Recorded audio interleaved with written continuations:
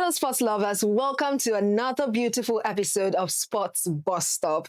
This is our first installment for the month of April 2026. And so, happy new month to you and welcome on board. My name is Nengen Esademola, but you can call me the Sports Amazon. And definitely, I have Lisa here with me. Lisa, happy new month. How has your week been? Fine. Wonderful. Happy new month, guys. Welcome to the month of April. I am Lisa, your sports talkative. My week has been wonderful. I mean, I followed the Nigerian, most of the friendly matches that happened in Africa, especially the Nigerian match, and it was wonderful, apart from the last game. But then again, it was wonderful. Yeah. And your week, wonderful too, Abby? Yeah. Aside from the sporting perspective. But you're sitting chill today. Yeah, tell us about it. If you live in Nigeria right now, and if you live in the state and city where we are, you would know that at this time of the year, the weather is always cold. So the weather is chill. I got to be chill too. Abio, let me follow your footsteps today. I have to be chill.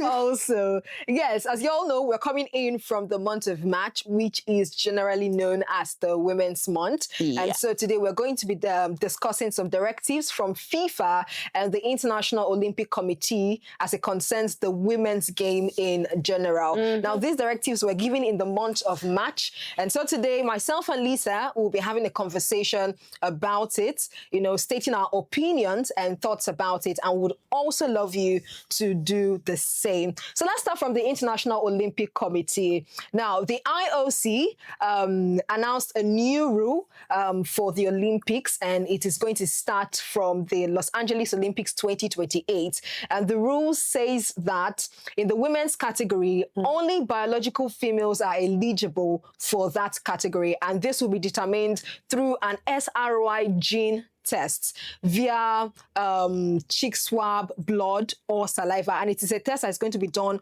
once in a lifetime, which means that if an athlete tests negative, screens negative, that athlete is, of course, eligible to compete in the women's category. While if an athlete screens positive, well, that's out of the women's category. And so transgender women and athletes with some certain kind of biological condition like the DST would not be able to participate in the women's category, but they can participate in the men's category, the mixed category, or the open categories. However, there is an exception to the rule. Actually, in rare cases where an athlete, of course, has the CAIS, that is the presence of male chromosomes, but does not have the physical benefit of testosterone, of course, that's the only, exception to the rule. But Lisa, looking at what the International Olympic Committee, Kirsty Coventry, the president, has announced, do you think that this is the way to go about it? Do you think that it will cause much more controversies at the long run?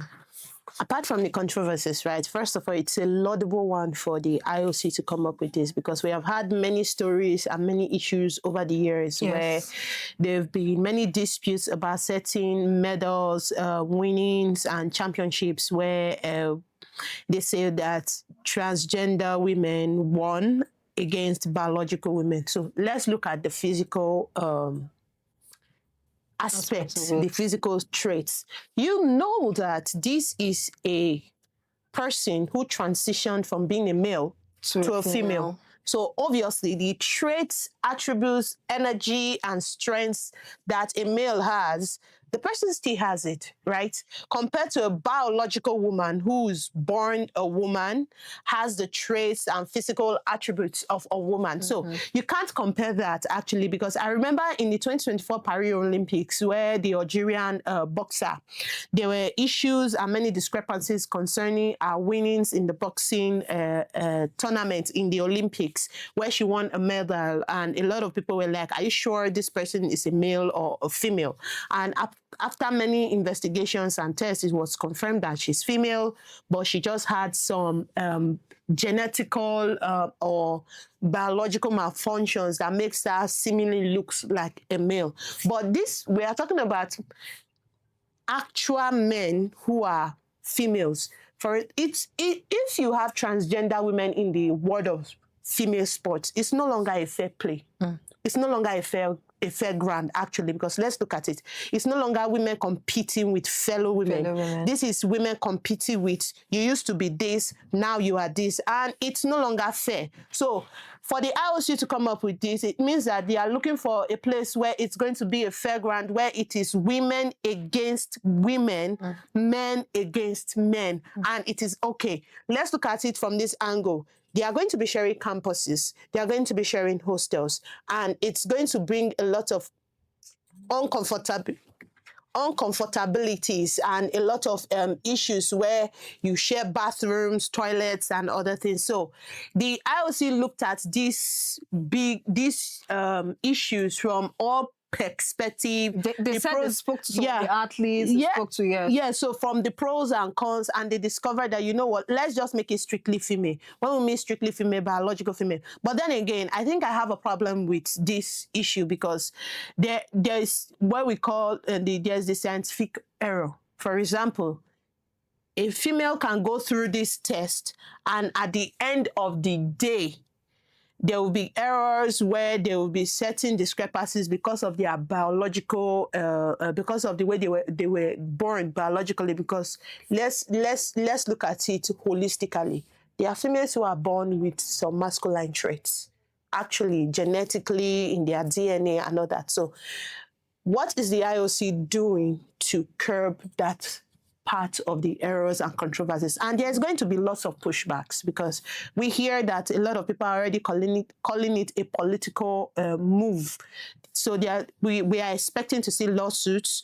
We are expecting to see controversies, even an uproar where I just pray there's no protests and riots physically actually concerning this whole situation. But for the IOC, it's a good one for me. Well, I think for me, at this point, the International Olympic Committee is trying to be in pursuit of, they want to be that organization that, of course, integrity is their standard. Yes. They want safety for the women's sports, and they want to make sure that there is equal opportunity for all females, for all women to contribute, to compete in the female category, in the women's category, which is a good step in the right direction because they are trying to, like I said, safety. It's very paramount in the women's sport because they are trying to make sure that they do not have any biological advantage linked to, a male development in the sport, in the women's category. Like you stated, the issue that happened during the Paris 2024 Olympics, where the Algerian boxer Imane Khelif, and there was another boxer, Li Yunting, where they had that, that issue, and it was before that issue was concluded, before it was, pushed aside. In conclusion, they had said that both boxers actually failed a sex eligibility test during the previous year's World Championship when it comes to boxing. So, and it was a lot. There was a lot of uproar, and even those athletes themselves faced stigmatization. Yes, so actually. It affected, them psychologically, emotionally, mentally, and all round. So the IOC is trying to make sure that, that aspect of all of this stuff is pushed aside so that every woman can compete, every woman can have, equal opportunity. And there is fairness also. But I also think it's a very hard and firm decision when it comes to modern sports. Modern sports in the fact that transgender women have also competed before this announcement, And so you want to look at this rule and you see that right at the center of it, there is a discussion about fairness, there is a discussion about inclusion, there's a discussion about human rights, and there is a discussion about science. You already made mention of the fact that what if there is an error? That's science, you understand. What if there is an error? What are those processes put in place, the procedures put in place to ensure that whenever they are being tested, it comes out, really accurate. Of course, these are some of the things that I know that the IOC must have put into consideration before announcing the rule. So that's that. Now, you're coming into the fact that the transgender women and women with some certain biological condition have been excluded from the women's category. And this might raise concerns about inclusion. it definitely is going to raise concerns about inclusion. There might be legal challenges against the IOC. Yeah. I do hope that they are prepared for this part of this particular rule that they have announced and they have put out. But I don't have an issue with the exclusion of transgender women. My own issue would be those who have this biological issue, like they were born like that. Women who were born that way.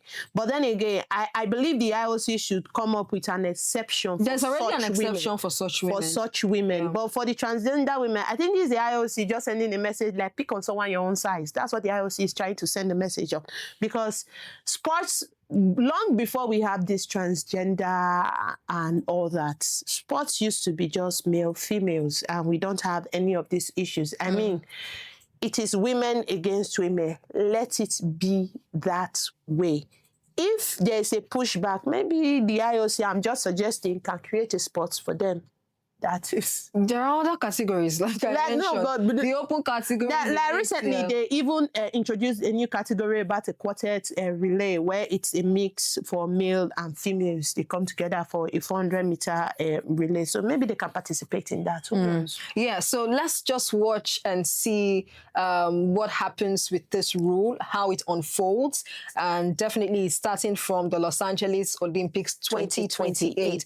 So we have to wait and see by then. But to be honest with you, I think I am expecting a lot of controversies. 2 years is a lot of time challenges. Yeah, 2 years is a lot. Because anything can happen in 2 years. People already have very different opinions concerning it now. Yeah. So let's see how they would want to, enforce this rule by the Los Angeles 2028 Olympics, and then we can then have much more gist, much more news, on it. So now let's move away from the International Olympic Committee and let's talk about FIFA. They also made a new rule as it concerns the women's game, as it concerns women's football, and it says that every team must have at least one female coach or an assistant on the bench, and also every team must have at least two female staff members that would, of course, stay in the technical area during match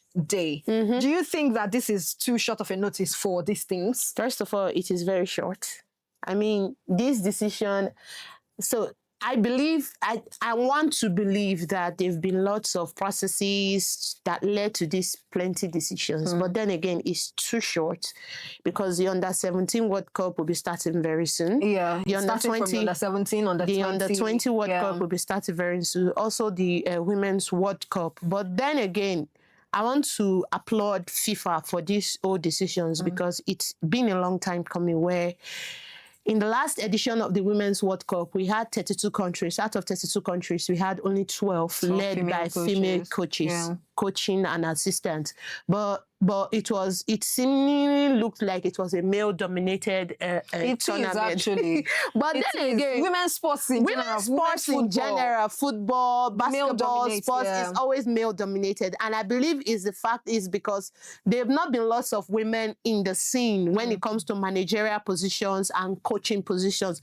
This is a good one because it gives all football federation or football bodies in different countries across all 7 continents, or across all continents rather, to invest more in women when it comes to women's sports, because now it's either you have a head coach who's a woman or an assistant coach who's a woman. If you don't have that, then we have to look into your team. Because I remember the last WAFCON, the last edition of the WAFCON that the Falcons won, there were lots of controversies concerning the coaching, and they were like, the reason why the Falcons rather won the WAFCON was because they had a male coach, which is Madugu, and they were like, he knows his onions and he knows what he's doing. But I was thinking, I said, what if it was a woman? Would the narrative be that, or will it be different? Not forgetting that in the last edition of the Euros that England won, their coach was a woman as well. So I feel this is a fair ground because now this is going to be strictly women competing competing against women. There's not going to be any bias anymore. And it's going to bring a holistic ground. And for the technical crew, having at least 2 female representatives, it's to curb the issue of having controversies about groping, being touched in a way that they don't want, and many lawsuits. And because we saw that happen with the Spain national team and some other football teams where they were compliant that the staff or the female, medical staff, even when the the coaches too, that they are touched in a way that they don't like, and there were lots of lawsuits about assaults flying around. This is, I think, Infantino is trying to not just include women, but trying to curb these different controversies happening in the world of sports. But let's look at it this way. In the world of football, rather, let's look at it this way. If you have a woman in the field of play who's a coach, I think she's in a position to understand females better because she will understand their psychological, how they behave psychologically, mentally, emotionally, and physically. For example, in trainings, a woman is just kicking the ball around. She was looking very fit. Then suddenly she had maybe a monthly flow just started and cramps. You don't expect a man to actually understand how that occurred. And don't forget that we having this now, you don't expect a man to understand women when they are going through pregnancies and the rest, especially when they are playing in the field of play. So I think it's a good one, actually. And now this will help countries to invest more in female football because female football are the lackluster. It has not been popular and all that. So it's a good one. For me, I think it's an intentional and very bold move. I like this intentionality. Yeah, because it's been a long time coming. It was just more of words. But right now, I think everybody, this rule forces everybody, every federation. You don't get to choose, actually. Exactly.